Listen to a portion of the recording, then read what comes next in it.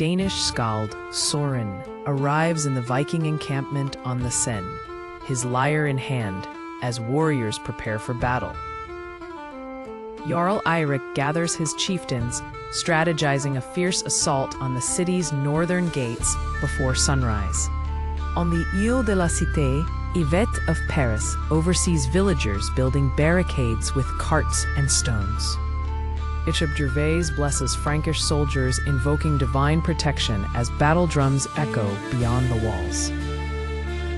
Jarl Eirik motivates his warriors with a fierce oath under the pre-dawn sky, Soren strumming his lyre.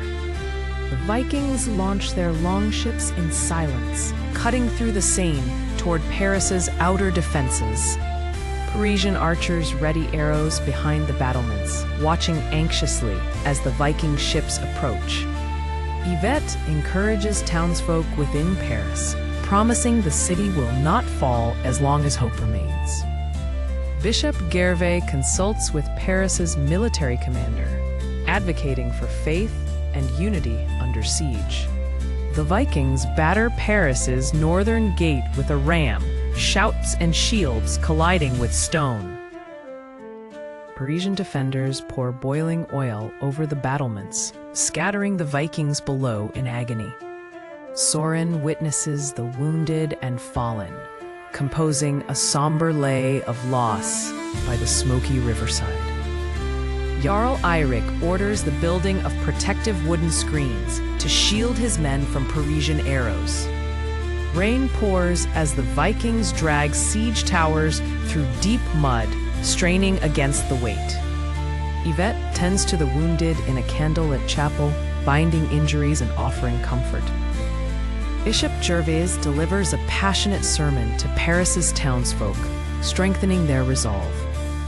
The Vikings fire flaming arrows over the walls, setting thatched roofs ablaze in Paris.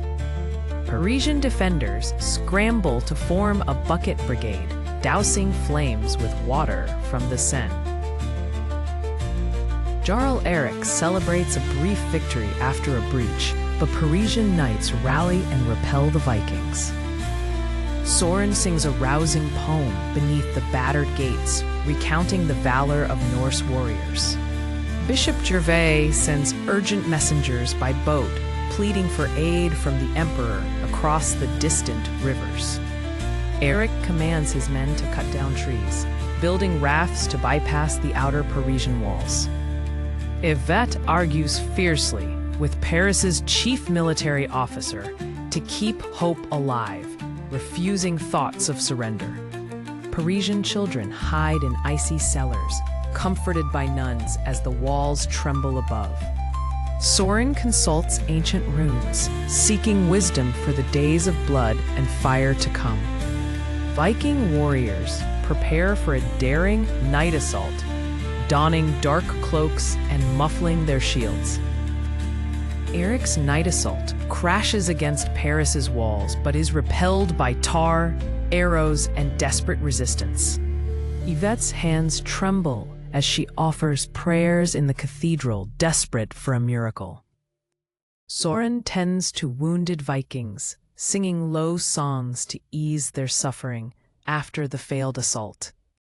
Bishop Gervais meets secretly with city leaders, urging faith and endurance as food stocks dwindle. Jarl Eirik reorganizes his warriors, recruiting fresh reinforcements from other Norse ships downriver.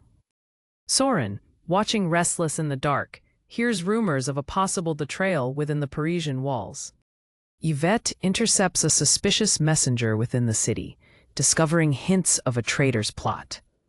Bishop Gervais debates with the city's nobles. Should they open the gates to save lives, or resist at any cost? At dawn, thick mists swirl over the Seine as Soren stands by the riverside, composing verses to steel Viking hearts for a renewed assault. Jarl Eirik barks orders as warriors heave freshly built rafts toward the riverbank, surging with energy despite exhaustion. In Paris, Yvette organizes children and elders, instructing them to fetch water and tend the injured as anxiety mounts.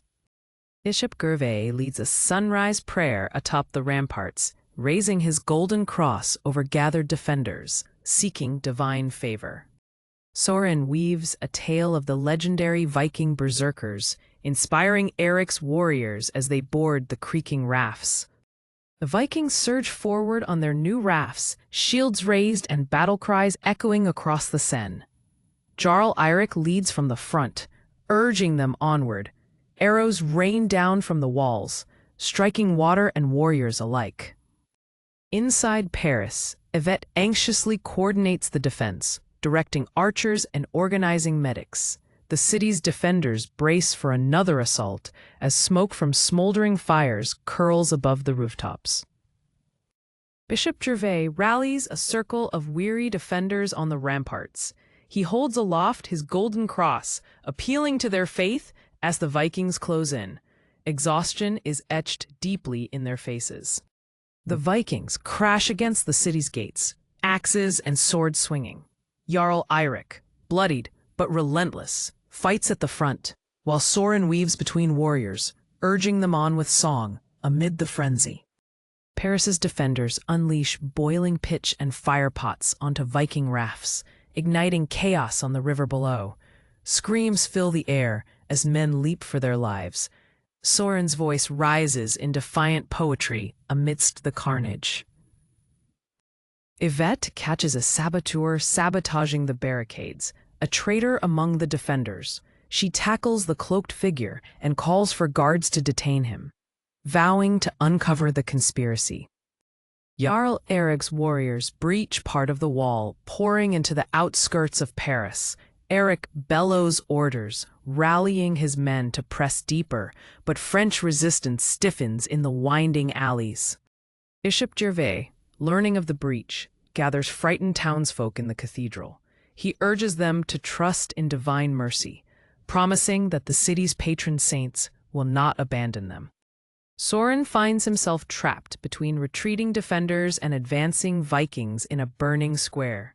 He grabs his lyre and chants a verse about the courage of those trapped in the forge of battle. Yvette appears in the square, rallying civilians to safety through a side alley. She locks eyes with Soren. An instant of understanding passes between them before the fighting surges anew.